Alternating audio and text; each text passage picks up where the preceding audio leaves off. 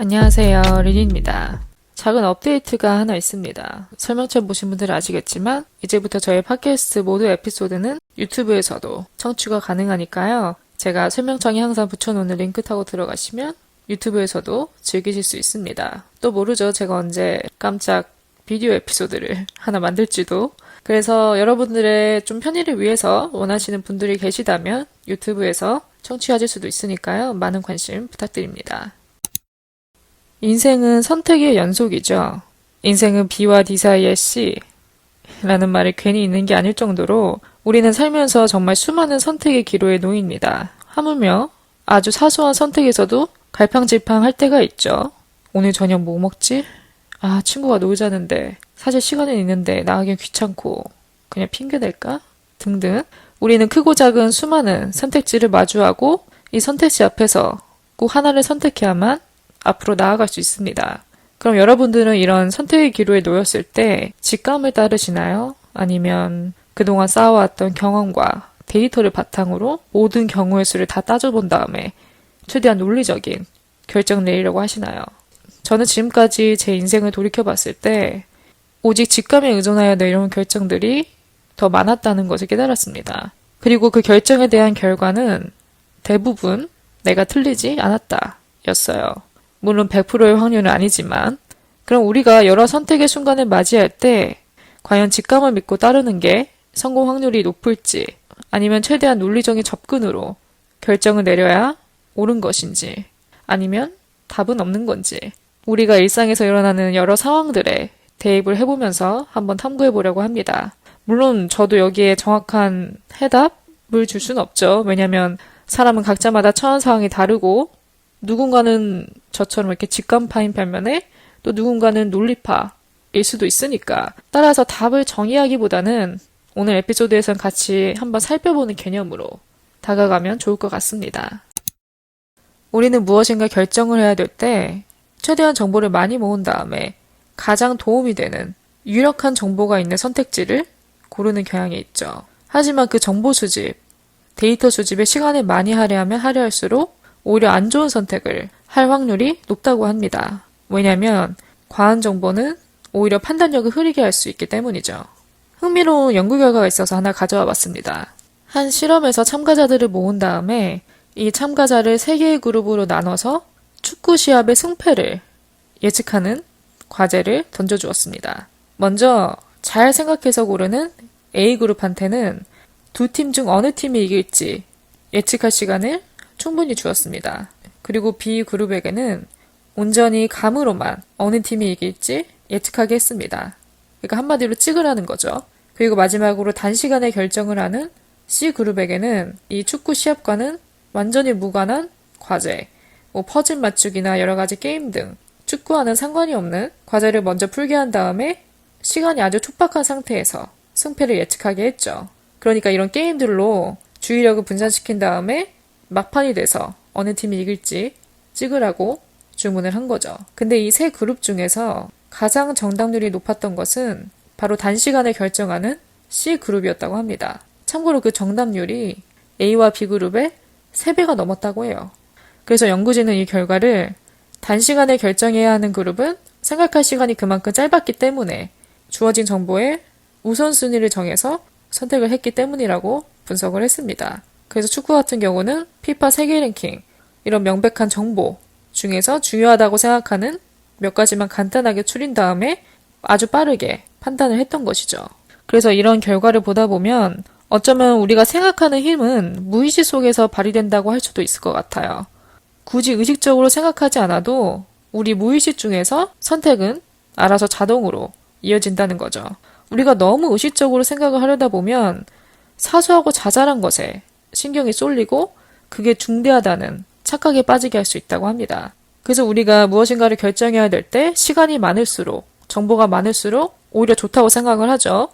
왜냐하면 내가 좀 심사숙고할 수 있으니까. 하지만 그 시간이 많을수록 오히려 나의 선택의 폭이 넓어지는 거죠. 과도하게. 그러니까 신경 쓰지 않아도 될 거를 신경 쓰게 되고 그로 인해서 판단을 잘 못하는 거죠. 머뭇거릴 확률이 높아진다는 겁니다. 그래서 우리가 무엇인가를 결정해야 될 때 너무 많은 정보, 너무 많은 생각을 가져와서 이거를 일일이 하나하나 따져보고 분석하기보다는 우선순위만 딱 추린 다음에 신속한 결정을 내릴수록 우리에게 좀 더 맞는, 올바른 선택의 길로 나아갈 수 있지 않나라는 생각을 합니다. 참고로 오늘 이 연구 결과는 제가 책에서 인용을 했습니다. 호타 슈고의 나는 왜 생각이 많을까?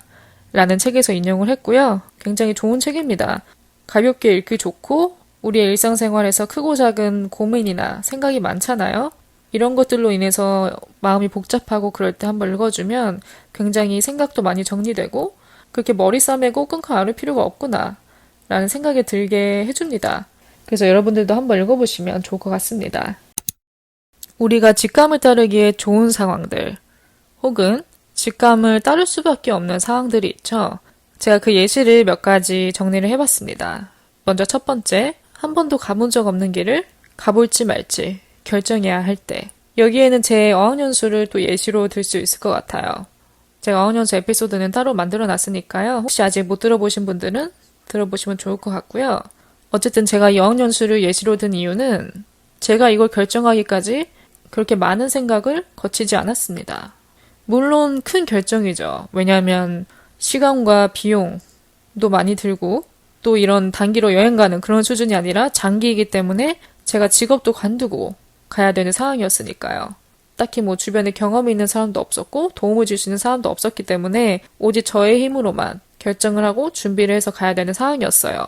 근데 이렇게 중대한 결정임에도 제가 신속하게 빠르게 마음을 먹을 수 있었던 이유는 그만큼 강했어요. 꼭 가야겠다는 그 생각이. 안 가면 후회한다. 난 꼭 가야 된다.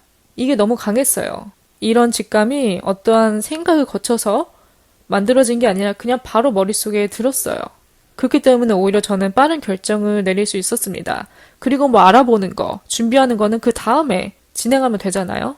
일단 결정을 해놓고 나머지들은 그 후에 생각하자는 주의였죠. 그래서 지금 생각을 해도 내 감이 맞았구나. 내 감을 믿고 따르길 잘했구나 라는 생각이 듭니다. 또 여러분들 중에도 지금 뭐 새로운 챕터를 시작할지 말지 고민하는 분들이 계실 수도 있으실 텐데요. 이런 인생의 새로운 도전 또는 남들이 안 가본 길을 가고자 할 때 이 길을 갈지 말지 고민을 해야 되는 상황이 있다면 본인의 직감을 믿고 따르시면 될 것 같아요. 그렇다고 제가 여러분들한테 여러분 직감 믿고 따르세요. 100% 성공합니다. 이렇게는 말 못하죠. 왜냐하면 모든 상황이 다르기 때문에 또 변수가 있을 수도 있으니까. 하지만 우리가 이렇게 정보가 부족한 선택지들이 있잖아요. 주변에 이런 길을 간 사람도 없고 조언을 구할 수도 없는 완전 새로운 길을 내가 가고자 할 때는 본인의 직감을 한번 믿고 그 직감이 말하는 대로 선택을 해보시는 게 좋을 것 같아요. 그 다음, 직감을 따르기에 좋은 상황들. 두 번째는 win-win situation입니다. A를 선택하든 B를 선택하든 딱히 내가 손해볼 게 없는 상황. 둘 다 나한테 이득이다. 그렇다면 오히려 직감을 따르고 결정하기 쉽죠. 그 다음 세 번째는 반대입니다. lose-lose situation. 이래나 저래나 잃는 경우다. 내가 뭘 해도 손해인 경우다. 이런 상황도 오히려 빠른 선택을 할 수 있죠. 왜냐면 아쉬울 게 없으니까. 어쨌거나 저쨌거나 손해인데. 그래서 오히려 이러한 단순한 조건에서만큼은 우리가 직감을 따르고 빠른 선택을 하기에 좋은 상황들이라고 생각을 합니다. 그 밖에 우리가 우리의 직감이 필요한 여러 가지 예시들을 한번 또 들어볼게요. 그 중에 하나는 이사가 될 수가 있죠. 새로운 집을 구해야 되는 상황, 또는 지금 살던 곳에서 다른 곳으로 이사를 가야 되는 상황. 이런 것도 꽤 중대한 결정에 속하죠. 제가 아마 스크린타임 에피소드에서도 간단하게 언급을 했던 것 같은데 저도 이사 생각이 있었어요. 계획이 있었죠. 이사를 가고 싶다 라는 그냥 막연한 생각에서 시작이 돼서 집을 알아보게 되고 그 과정을 지금 거의 6개월째 겪어왔던 것 같아요. 근데 이 이사가 제가 이사를 가야만 되는 상황은 아니었어요. 그냥 가고 싶다였지 뭐 내가 지금 당장 이 집에서 나가야 되는 그런 것도 아니고 그냥 어떻게 간다면야 내가 가고 싶다면야 갈 수 있는 조건이 돼서 집을 알아보는 그런 과정 중에 있었습니다. 제가 이런 뭐 부동산 또 이런 어플을 통해서 집을 알아보고 이런 것들이 다 처음이었어요. 한 번도 이런 과정을 거쳐본 적이 없기 때문에 집을 구하는 게 얼마나 힘든 건지 이렇게 물색하는 것조차부터가 얼마나 시간이 많이 들고 힘들고 복잡한 일인지 이번에 처음 느끼게 됐습니다. 그러면서 다시 한번 생각을 해보게 됐어요. 어떻게 보면 이 이사 자체가 나한테 너무 부담이구나. 그리고 욕심일 수도 있겠구나. 라는 생각이 들었습니다. 왜냐면 지금 내가 이사를 생각했을 때, 또 내가 새로운 집에 적응하는 내 모습을 상상했을 때, 이 과정이 아무리 힘들지라도 그게 굉장히 설레고 간절히 원한다면야 이 힘든 과정을 어떻게든 견뎌냈겠지만 그게 아니거든요. 그러니까 이사만 생각을 하면 숨이 턱턱 막히는 거죠. 답이 없으니까. 딱 내가 원하는 조건에 맞는 집도 안 나오고, 그리고 또 어플로 집을 보는 이 시간이 상당했습니다. 하루에 여기에 투자하는 시간이 상당했어요. 그러니까 다 잡아먹는 거죠, 이렇게. 그래서 결정을 했습니다. 안 가기로. 그러고 나니까 마음이 너무 편해지더라고요. 그래서 이런 이사 프로젝트, 집, 이런 거에 관해서도 우리가 우리의 직감을 따를 필요가 있어요. 이사를 생각했을 때, 내가 새로운 집에 적응하는 내 모습을 상상했을 때 힘들지라도 설렌다. 그렇다면 진행하는 게 맞을 수도 있어요. 어쩌면 가야 될 타이밍일 수도 있는 거죠. 그런데 반대로 저처럼 생각하면 생각할수록 힘들다, 부담된다, 몸이 안 움직인다 하면은 아직 준비가 안 된 거일 수도 있습니다. 그렇기 때문에 자기의 감정을 어떻게 보면 좀 우선시할 필요가 있는 거죠. 거기에 따라오는 직감을 따르는 게 베스트이지 않을까 싶습니다. 또 우리가 직장 문제에서도 선택의 순간에 놓이게 되는 상황들이 있죠. 예를 들어 우리가 구직자인 상황. 그래서 면접을 여러 회사를 봤는데 두 곳이 붙었어요. 딱 두 곳이 붙었는데 이제 여기서 한 곳을 결정을 해야 되는 거죠. 그래서 각 회사마다의 장단점을 따지게 됩니다. A라는 회사는 집은 가까워. 그래서 통근하긴 편하지만 급여는 글쎄 내가 그렇게 바라던 그런 드림 페이책 거기까지는 아니야. 근데 마음은 편할 것 같아. 일단은 출퇴근의 부담이 사라지니까. 근데 반대로 B라는 회사는 급여도 높고 복지도 괜찮고 조건들은 이래저래 꽤 만족하는 수준인데 통근이 너무 힘들어. 그래서 출퇴근이 좀 걱정돼. 어떻게 보면 둘 다 이렇게 장단점이 확실한 조건은 더욱더 결정을 내리기가 힘든 거죠. 그래서 여기서는 무조건 하나는 포기해야 되는 상황인 거죠. 이럴 때도 우리가 우리의 우선순위를 적용해서 어떤 게 나를 위한 선택인지, 어떤 게 좀 더 내 몸과 마음이 편해지는 선택인지 거기에 따라 결정을 내리면 좀 더 올바른 선택을 할 수가 있는 거죠. 그 다음 항목으로 한번 넘어가 볼게요. 이 부분은 굉장히 포괄적인 것 같습니다. 바로 인간관계. 여기에는 친구 관계와 연애가 속하죠. 특히 우리가 연애에 있어서는 더더욱 초기에 의지를 하게 되는 것 같아요. 왜냐하면 우리가 이 상대방에 대해 아는 게 전혀 없기 때문에. 그리고 또 그렇게 알아가는 과정이 연애잖아요. 하물며 우리가 5년, 10년 교제했다 해도 내가 그 사람에 대해 100%다 안다고 말할 수는 없어요. 분명히 우리가 모르는 부분도 있을 겁니다. 그래서 참 사람이라는 게 굉장히 복잡한 존재 같아요. 왜냐면 나도 내 자신을 모를 때가 있는데 내가 상대방을 안다, 알아가려 한다, 엄청난 노력과 시간이 필요하고 또 그 시간과 노력이 다 비례하진 않죠. 아무리 오래 알고 지내왔다 하더라도 미처 내가 발견하지 못한 부분이 있을 수도 있으니까. 그래서 우리가 새로운 사람 만나고 이 사람이 좋은 사람인지 아닌지 구별할 때 이런 상황에서는 일단은 첫인상이 좌지우지하는 경우가 크죠. 이 첫인상은 거의 직감이 베이스가 된 상황이라고 생각을 합니다. 정말 겉모습으로만 판단을 하는 거기 때문에 이 사람에 대한 정보가 제로인 거죠. 그럴 때는 우리가 딱 보자마자 오는 그 느낌, 직감에 의해서 일단은 우리가 1차적으로 이 사람은 이런 사람일 것이다 라고 판단을 하죠. 이제 그 다음 스텝이 분석으로 이어지죠. 우리가 1차에서는 이렇게 시각에 의존해서 봤다면 2차에서는 좀 더 다양한 각도에서 상대방을 관찰하고 좋은 사람인지 아닌지 구별을 하려고 하죠. 예를 들어 어른을 대하는 자세를 본다든지 부모님과 있을 때 행실을 본다든지 아니면 동성 친구들이 있을 때 어떤 모습인지 혹은 직장에서의 평판을 볼 수도 있고 우리가 좀 더 다양한 상황에서 이 사람의 본 모습을 지켜보려고 노력을 하죠. 그래서 이 두 번째 스텝은 꽤나 논리적인 접근 방식이라고 생각을 합니다. 또 연애와 직감을 뗄래야 떼어놓을 수 없는 게 그런 말이 있잖아요. 여자의 촉, 여자의 직감. 물론 남성분들도 있겠죠. 남성분들만의 직감, 촉. 여기에는 과학적으로 증명된 사실이 있는지 없는지 모르겠어요. 근데 이 말이 괜히 나온 건 아니라고 생각을 합니다. 한마디로 대부분 들어맞을 확률이 높다는 거죠. 특히 우리가 안 좋은 예감, 불길한 예감, 이런 거는 더욱더 들어맞을 확률이 높죠. 예를 들어 오늘 애인이 친구들과 여행을 갔는데 이상하게 저녁부터 연락이 뜸해지더니 어느 순간 끊겼다. 또는 애인이 주말에 가족과 짧은 여행을 다녀온다고 말을 했는데 이상하게 느낌이 가족이 아닌 것 같아. 이 감이 어디서 오는 건지 모르겠는데 왠지 거짓말 같아. 왠지 아닌 것 같아. 그래서 그런 느낌이 들어가지고 뭐 그 애인의 SNS를 좀 이렇게 살펴봤는데 알고 보니까 아닌 거죠. 친구끼리 갔는데 거기에는 이성도 포함돼 있다. 이런 행동들이 이제 우리가 느끼는 직감에서 비롯되는 행동들이죠. 왜냐면 우리가 이 감을 무시할 수가 없거든요. 왠지 이런 불길한 예감이 들어. 왠지 이게 맞는 것 같아. 라는 생각이 들어서 그 직감을 따라가다 보면 이렇게 팩트가 나오는 거죠. 왜 특히 이런 불길한 쪽은 항상 다 들어맞는 건지. 아마 이런 상황들이 여러분들도 다 살아오면서 있었을 거라 짐작을 합니다. 그래서 우리가 또 이렇게 연애에서든 친구 관계에서든 직감에 의존할 수밖에 없습니다. 왜냐하면 이러한 직감이 우리한테 도움을 주는 쪽으로 작용할 수가 있거든요. 왠지 모르게 이 사람은 배드 뉴스다. 그러면 더 친해지기 전에 이 사람과 거리를 둘 수도 있는 거고, 예를 들어 내가 새로운 사람이 생겨서 내 친구들한테 보여줬는데 나는 별로 문제없이 만나고 왔지만 친구들은 하나같이 뭔가 깨름직하다 한다. 뭔가 그렇게 딱히 좋은 인상, 좋은 사람이라는 인식을 심어주지 않는다. 이렇게 주변 사람들이 나한테 말하는 걸 듣다 보면은 나도 다시 한번 생각을 해볼 수도 있는 거고. 그러니까 우리가 우리의 직감 플러스 이런 분석을 통한 접근도 배제하면 안 된다고 생각을 합니다.